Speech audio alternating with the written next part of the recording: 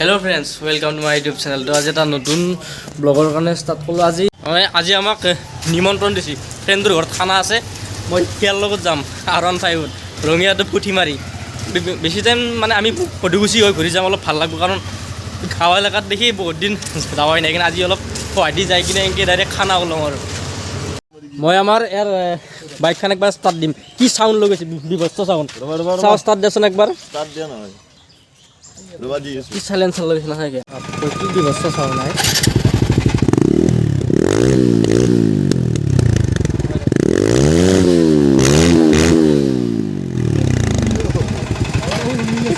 Camera ৰহ যাওঁ।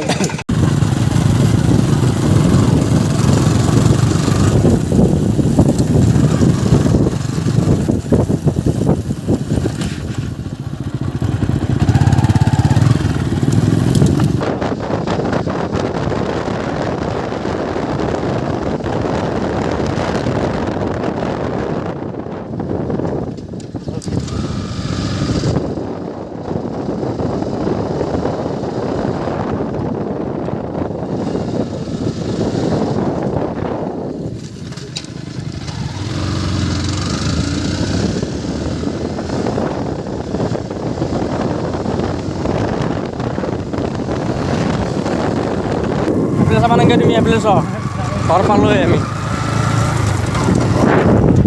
বহুত দিনৰ মূৰত তাৰমানে আহিলোঁ এনেকৈ খানা খাবাক লাগি পুঠি মাৰি ইমান দূৰ। আমি পাই গ'লোঁ ঘৰ। আমাৰ ৰিংকুকো লগ পালোঁ, মানে উঠা দিছোঁ। ৰিংকুৰ ইয়াতে ঘৰ। ৰিংকু উঠা, ইয়াতে ঘৰ মোৰ।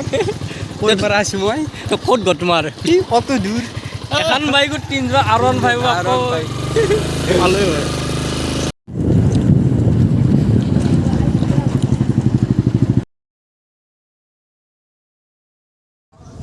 গোলাপ ফুলকেইটা বিৰাট সুন্দৰ দেখা আছে। মই একদম পিছফালে কেমেৰা দি মই ধৰি আছোঁ, কি সুন্দৰ লগা আছে গোলাপ ফুলকেইটা।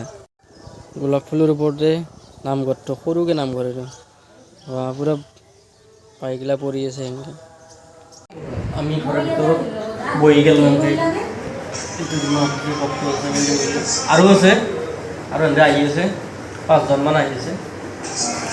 খানা চানা খাব লাগিব বেছিকৈ। মইতো মানে বেছি মাংস নাখাওঁ, তথাপিও এনে অলপ খাম আৰু। আমাৰ লগত বাবু আছে, বাবু আৰু এইটো বাবু আছে।